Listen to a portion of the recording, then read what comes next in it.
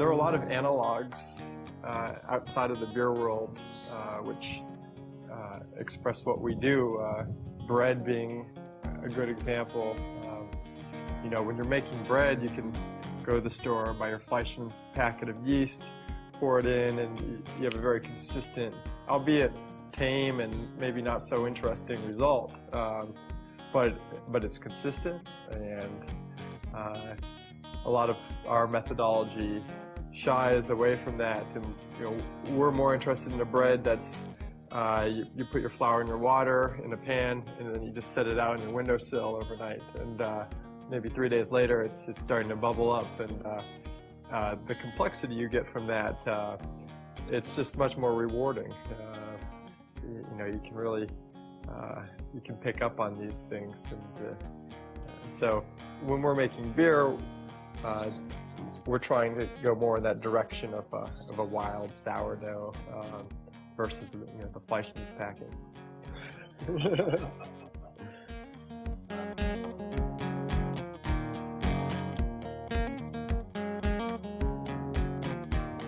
What we're most passionate about is farmhouse ale.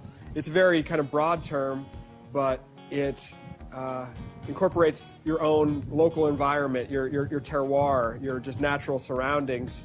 Is a type of fermentation that's kind of unpredictable, that can yield results that are widely varied, where each kind of separate fermentation occurring in an oak vessel, an oak barrel, in our case used wine barrels, is its own little experiment. You can get flavors that range from rustic to tart to sour to sweet to citrusy to spicy, and then all kind of variations in between, and then blended in on top of each other. So it's just a world of interesting brewing. What we're doing is something that's very rare, especially in the United States today, as far as kind of embracing nature.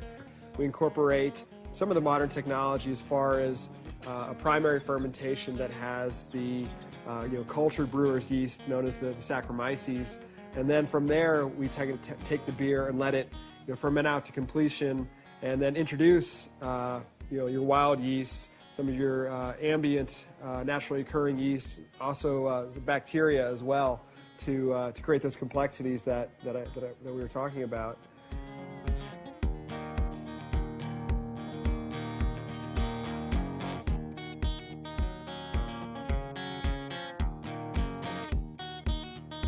I was just at Central Market yesterday looking at our bottles, and I noticed a few fingerprints on them, which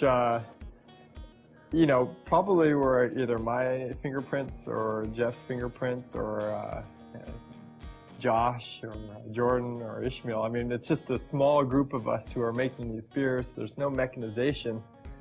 It's no surprise that those fingerprints are on the bottles. We could wash them off, I guess, and we should.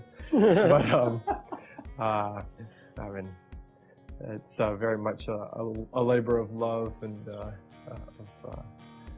it's just what we want to do. We just have to make this stuff.